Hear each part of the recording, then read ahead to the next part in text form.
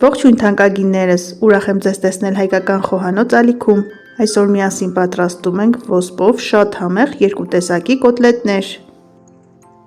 Սառան ձվի պատրաստվող պահքի կոտլետ է։ Մատուցում ենք առատ կանաչիներով և կիտրոնի հյութով, այն որ մսից էլ համեղ է, համերի իդեալական համադրություն։ Իսկ մյուս տարբերակը պատրաստվում է ձվով, տեսեք ինչ փափլիկ խոշոր կոտլետներ են ստացվել, որը մատուցում ենք թթվասերով։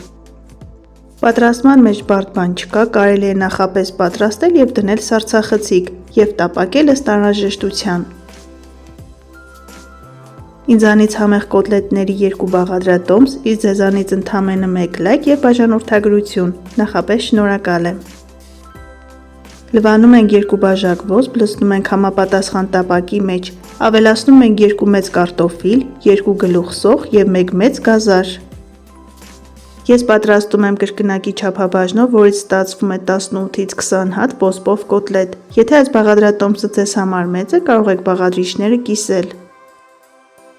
Ավելացնում ենք 4 բաժակ ջուր, համեմում ենք աղով և տապակը դնում ենք ցածր կրակի վրա, եփում ենք այնքան, մինչև ամբողջ ջուրը քաշվի։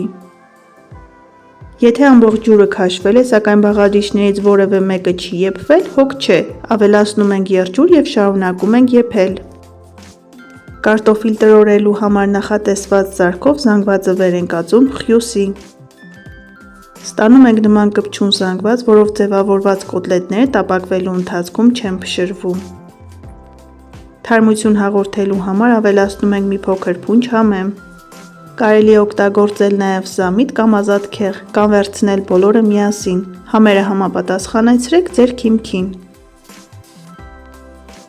Համեմունքներից ավելացնում եմ մի փոքր խմելի սունելի, սև պղպեղ և կարմիր քաղցր պղպեղ։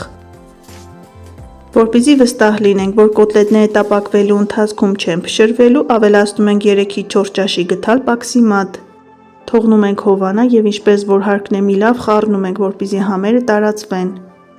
Ես խառնում եմ անմիջապես տապակի մեջ, այսպես շատ հարմար է։ Սկզբից ձևավորում ենք պահքի կոտլետները, դրանց տալով երկարավուն ձև։ Շատ արագ և հեշտ է ստացվում, 1-2 ձեռքի շարժում և պատրաստ է։ Սիրելիներս, եթե պահք եք պահում, իմ ալիքում կգտնեք ոսպով պատրաստվող աղցանների մի շարք հրաշալի բաղադրատոմսեր։ Բաղադրատոմսերի հղումները կթողնեմ նկարագրությունների բաժնում, որպեսզի հեշտ գտնեք։ Այսպես մեկը մյուսի հետևից ձևավորում ենք մոտ 10 պահքային կոտլետ։ Մնացած զանգվածի վրա կոտրում ենք 1 ձու, ավելացնում ենք 2 ճաշի գդալ պաքսիմատ, որպեսզի զանգվածը չթուլանա, այնուհետև ձևավորում ենք կողիկներ։